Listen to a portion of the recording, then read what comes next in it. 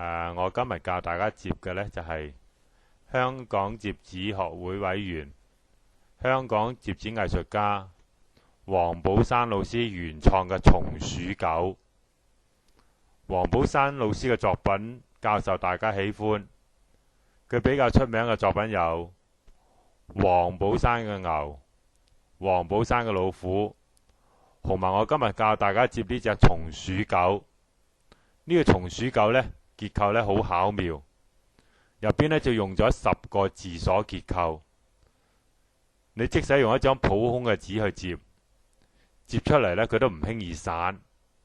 現在大家準備一張手工紙，跟我一起學摺啦，祝大家成功。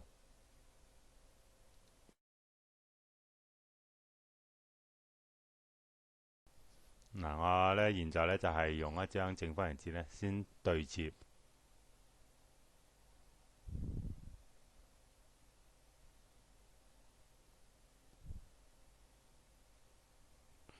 然後呢再對摺一下，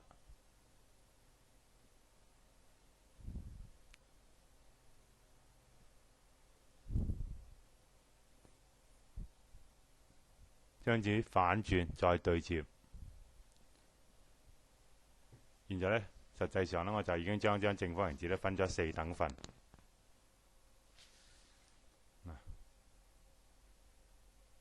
好啦，喺呢度呢，摺一個45度嘅正三角形，後邊亦一樣，都係摺45度嘅正三角形。我摺一條摺痕，呢條線呢好一人攞嚟定位用嘅。呢邊都係摺一個45度嘅正三角形，反轉面呢都係摺一個45度嘅正三角形。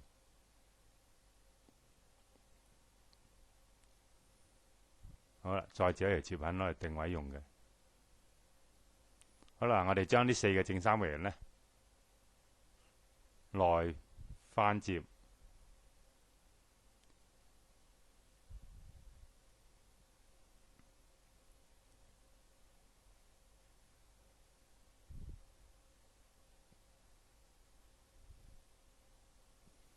嗱，我哋呢現在呢實際呢摺咗一個呢就係摺紙嘅基本形呢係雙艇形，即係隻雙體船咁嘅。好啦，然後我哋首先嚟摺個狗嘅耳仔先啦。嗱，頭先嗰條線呢就咁定位用啦，就係呢個尖呢對住頭先我哋嗰條直嘅摺線，將呢個分半咗之後呢，嗱呢度呢喺照呢條線呢摺一個小嘅三角形。頭先我講嗰內邊10個字鎖結構，呢度其中一隻耳仔包咗喺個嚟，一陣你留意一下。好啦，將呢個小三角形呢向下摺一摺。咁攝咗入去之後呢，就將呢個分叉呢度呢鎖咗啦，即係實際鎖咗一個位。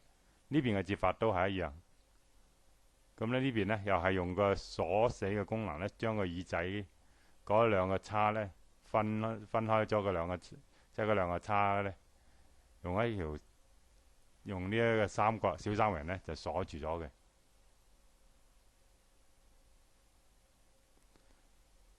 呢個好多時呢種嘅耳仔摺法呢，都係會咁樣做法嘅。